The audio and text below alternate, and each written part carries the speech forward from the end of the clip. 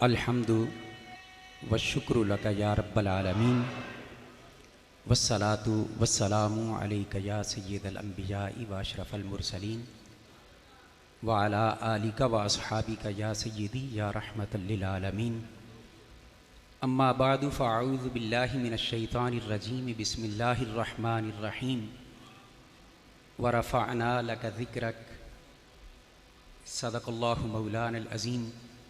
حصول برکت کے لیے بارگاہ سید کونین میں محبت کے ساتھ درود و سلام کا نذرانہ پیش کرنے کی سعادت حاصل کر لیں۔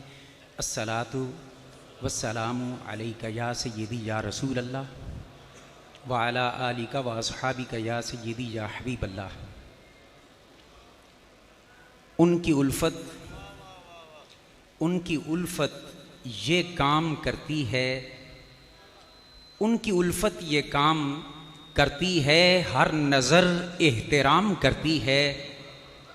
ان کی الفت یہ کام کرتی ہے، ہر نظر احترام کرتی ہے۔ جو نبی پر سلام پڑھتا ہے اس کو دنیا سلام کرتی ہے۔ ہزاروں حمد کے لائق وہ ذات والا صفات جس نے اپنے قدرت کے شاہکار محمد مصطفیٰ صلی اللہ علیہ وآلہ وسلم کو ہماری ہدایت کے لیے مبعوث فرمایا، اور کروڑوں درود و سلام سید الاولاق سیدنا محمد رسول اللہ صلی اللہ علیہ وسلم کی ذات گرامی پر کہ جنہوں نے جہالت کے اندھیروں اور تاریکیوں سے نکال کر ہم کو اجالوں کا مسافر بنایا۔ الحمدللہ العظیم، اس عظیم الشان بارگاہ میں میں اور آپ سب حاضری کے لیے سعادت حاصل کر رہے ہیں۔ مجھ سے قبل علماء کرام کے خطابات بڑے شاندار اور جاندار ہوئے، اور میرے بعد بھی یقیناً ہم سب کو اہل علم و فضل کے علمی نکات سننے کو ملیں گے۔ اس وقت اسٹیج کی زینت شاہزادہ حضور غزالی زماں حضرت صاحبزادہ والا شان صاحبزادہ پیر سید حامد سعید کاظمی شاہ صاحب دامت برکاتہم العالیہ اور سرمایہ اہل سنت حضرت علامہ مولانا صاحبزادہ پیر سید محمد محفوظ الحق شاہ صاحب زیدہ مجدہ تشریف فرما ہیں، اور دیگر اکابرین تشریف فرما ہیں۔ چند گزارشات اور انشاءاللہ تبارک و تعالی گفتگو ختم۔ خلاق کائنات نے فرمایا ورفعنا لک ذکرک، پیارے حبیب ہم نے تیرا ذکر تیری خاطر بلند کر دیا۔ اب کتنا بلند کیا؟ ذہنوں میں یہ سوال آئے۔ اس سوال کے جواب کو آسان لفظوں میں سمجھانے کے لیے میں مثال کے ذریعے بات کرنا چاہ رہا ہوں کہ یہ دیکھنا ہو کہ کوئی شے کتنی بلند ہے تو پہلے یہ دیکھا جائے کہ اس کو بلند کرنے والا خود کتنا بلند ہے۔ مثال دے دوں، ایک 4 سال کا بچہ کسی چیز کو بلند کرے گا تو اپنا ایڑی چوٹی کا زور لگا لے گا اور اپنی طاقت کے مطابق اونچا کرے گا، مگر ایک کڑیل جوان جب اسی شے کو اونچا کرے گا تو اس سے کہیں اونچی ہوگی۔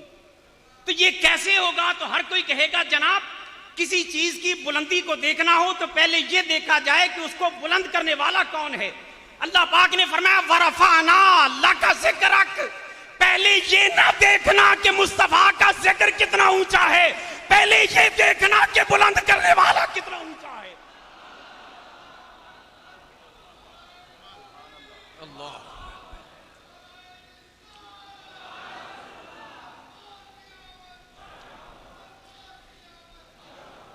اب صرف میں 2 باتیں اور عرض کر کے اجازت چاہ رہا ہوں کہ ذکر مصطفیٰ کی بلندی کو اگر کوئی ماپنا چاہے اور جانچنا چاہے تو پہلے یہ دیکھے کہ بلند کرنے والا کتنا بلند ہے، اور جب بلند کرنے والا اللہ اکبر ہے تو پھر جب اس سے اونچی کوئی ذات نہیں ہے تو ذکر مصطفیٰ سے اونچا کوئی ذکر نہیں ہے۔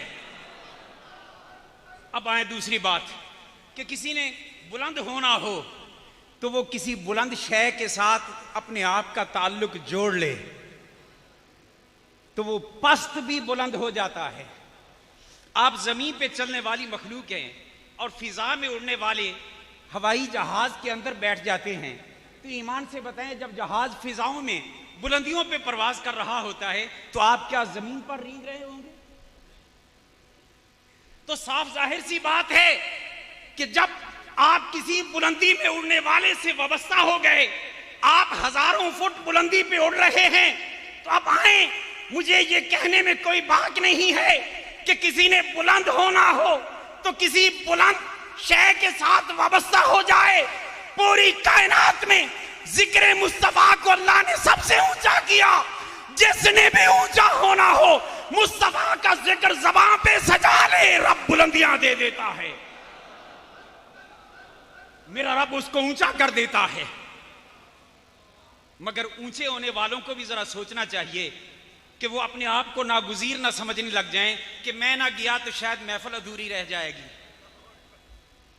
اونچا ہونے والوں کو بھی اپنا دماغ درست رکھنا چاہیے کہ شاید میرا خطاب یا میری نعت نہ ہوئی تو لوگ سننے والے نہیں آئیں گے۔ اوے تجھے دماغ میں یہ خرابی کہاں سے آ گئی؟ تیری وجہ سے ذکر مصطفیٰ اونچا نہیں، تجھے رب نے شہرت دی ہے تو مصطفیٰ کے ذکر کی برکت سے دی ہے۔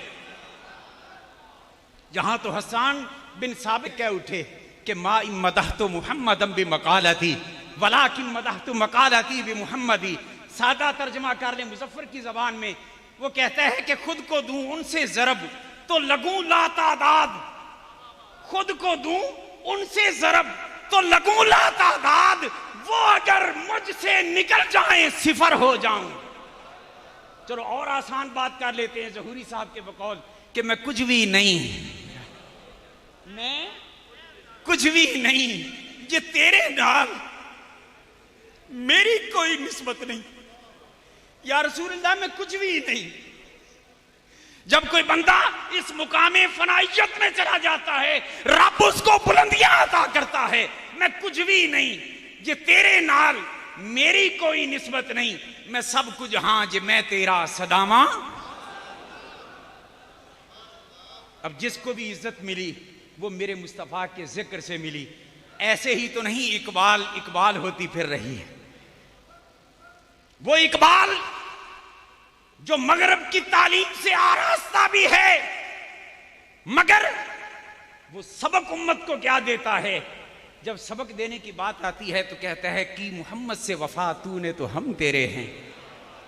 تو روتا پھرتا ہے کہ جناب میرے مقدر چی تکے، میں وہ سادہ بات کر رہا ہوں جیسا کہ عام طور پہ ڈسکس ہوتی ہے، جی میرے مقدر میں ہی تکے، میرے گھر میں بیماریاں، میرے حالات ہی خراب۔ اقبال کہتے ہیں اس میں تیرا اپنا قصور ہے۔ اقبال نسخہ کیا کوئی بتا دو، تو اقبال کہتے ہیں کہ محمد سے وفا تو نے تو ہم تیرے ہیں۔ یہ جہاں چیز ہے کیا لوح و قلم تیرے ہیں۔ اقبال سمجھے نہیں، کہنے لگے تو مقدر کا رونا روتا ہے، مقدر جہاں پہ لکھا جاتا ہے وہ لوح بھی تیری ہو سکتی ہے، وہ قلم بھی تیرا ہو سکتا ہے، تو محمد کے بارگاہ میں اپنا سر جھکا دے۔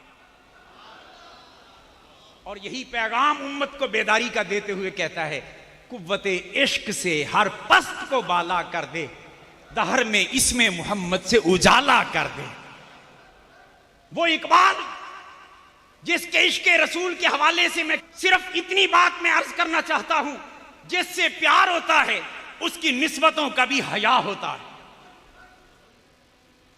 یہ نہیں ہو سکتا کہ اشرفی صاحب آپ سے بڑا پیار ہے آپ دے پتراں دا کوئی حال نہیں، آپ سے بڑا پیار ہے آپ کے دوستوں کا کوئی حال نہیں، آپ سے بڑا پیار ہے مگر آپ کے جو والد گرامی ہیں امام الصرف ان کا کوئی حال نہیں، آپ کے نانا جی حضور کا کوئی حال نہیں۔ تو یہ مجھ سے محبت نہیں ہے، محبت یہ ہوتی ہے کہ جس سے پیار ہوتا ہے اس کی ہر نسبت کا حیا ہوتا ہے۔ اور اقبال کو جب اس تناظر میں دیکھیں تو اقبال اگر سیدہ طیبہ طاہرہ فاطمہ الزہرا کی عظمت کو بیان کرتے ہیں تو کس انداز سے بیان کرتے ہیں؟ فرماتے ہیں مریم از جک نسبت عیسیٰ عزیز، از سے نسبت حضرت زہرا عزیز۔ اور جہاں ان کے شہزادوں کی بات کرتے ہیں تو وہاں بھی یہ بیان کرتے ہوئے نظر آتے ہیں کہ مادر آں مرکز پرکار عشق۔